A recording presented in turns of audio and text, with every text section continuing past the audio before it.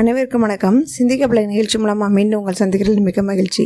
இன்றைய பிறந்தநாள் காணும் அனைத்து நல்லுள்ளங்களுக்கும் பிறந்தநாள் நல்வாழ்த்துக்கள். நம்ம நாடோடி கதைகள் பார்த்துட்டு இருக்கோம் இல்லையா, அதில் அடுத்தது என்ன கதைன்னு பாருங்களேன். புலி மீசை.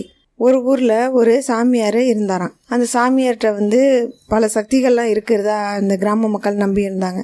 அந்த மாதிரி நம்பிட்டு இருக்கும்போது அவர் என்ன சொன்னாலும் அதுக்கான பதிலை சொல்லி மக்களை நல்லா வச்சு பார்த்துட்டு இருந்தாராம். அந்த நேரம் பார்த்து அந்த ஊர் மக்களில் ஒரு பொண்ணு என்ன பண்ணாங்களாம், என்னுடைய கணவர் என்கிட்ட பாசமாகவே இல்லை, சந்தோஷமாகவே இல்லை, அதனால் அவர் என் மேலே பிரியமாக இருக்கணும், அதுக்கு என்ன வழி செய்ய சொல்லுங்க அப்படின்னு சொல்லி கேட்டாங்களாம். அதுக்கு அவர் சொன்னாராம், நீ புலியோட மீசை கொண்டுட்டு வா அப்படின்னு சொன்னாராம். சரின்னு அந்த பொண்ணு என்ன பண்ணிட்டாங்க, கொஞ்ச நாள் திரும்பி போயிட்டாங்களாம். போனோன்னே ஒரு காட்டு பக்கத்தில் போய் ஒரு புலியை பார்த்துருக்காங்க.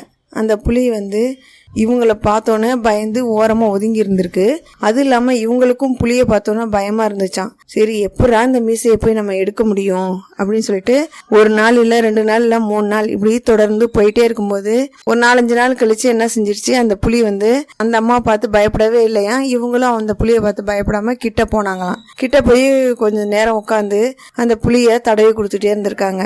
தாடையெல்லாம் தடவி கொடுத்துருக்காங்க. சரி, அடுத்த நாள் நம்ம மீசையை எடுக்கிறத பார்த்துக்கலாம் அப்படின்னு சொல்லிட்டு அதுக்கு அடுத்த நாள் என்ன பண்ணிட்டாங்க, போயிட்டு 10 நாள் கழிச்சு என்ன பண்ணியிருக்காங்க, அந்த அம்மா அந்த புலிகிட்ட நல்லா பழகிட்டு புலியோட மீசையை நறுக்கிட்டாங்க. கொஞ்சம் நறுக்கி எடுத்துட்டு அந்த சாமியார்ட்ட கொடுத்துருக்காங்க. கொடுத்தோன்னே அந்த சாமியார் என்ன பண்ணாரோ, அந்த புலியோட முடியை வாங்கி நெருப்பில் போட்டுட்டாராம். நெருப்பில் போட்டோன்னே, நான் இவ்வளோ கஷ்டப்பட்டு இத்தனை நாள் கழிச்சு கொண்டுட்டு இந்த புலியோட மீசையை கொடுத்துருக்கேன், நீங்கள் என்னன்னா நெருப்பில் போட்டுட்டீங்களே, இப்போ நான் என்ன செய்யறதுக்கு, அதுக்கான பரிகாரம் என்ன நீங்கள் தான் சொல்லணும் அப்படின்னு சொன்னாங்களாம். அதுக்கு அந்த சாமியார் சொன்னாராம், புலி பயங்கரமான மிருகம், அதுகிட்ட பழகிறதுக்கே உங்களுக்கு இப்போ 15 நாள் ஆச்சு. ஆனால் உங்கள் கணவர் வெளியில் போயிட்டு வராரு, வேலையெல்லாம் செஞ்சுட்டு வராரு, வேலையோட அலுப்பாக இருந்திருக்கும்.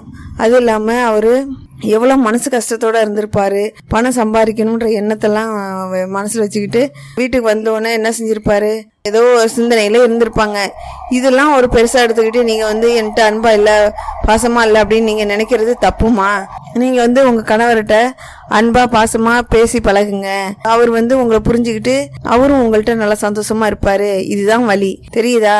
ஒருத்தவங்கள்ட்ட பேசி பழகணும் அப்படின்னாக்கா அவங்களுடைய குணாம்சங்களை தெரிஞ்சுக்கணும். அப்போ தான் நம்ம நல்லா இருக்க முடியும் அப்படின்னு சொல்லி அனுப்பிட்டாராம். இந்த கதை உங்களுக்கு பிடிச்சிருந்தா லைக் பண்ணுங்கள், ஷேர் பண்ணுங்கள். மேலும் இது மாதிரி கதைகளுக்கு நம்ம சேனலை சப்ஸ்கிரைப் பண்ணுங்கள். தேங்க்யூ.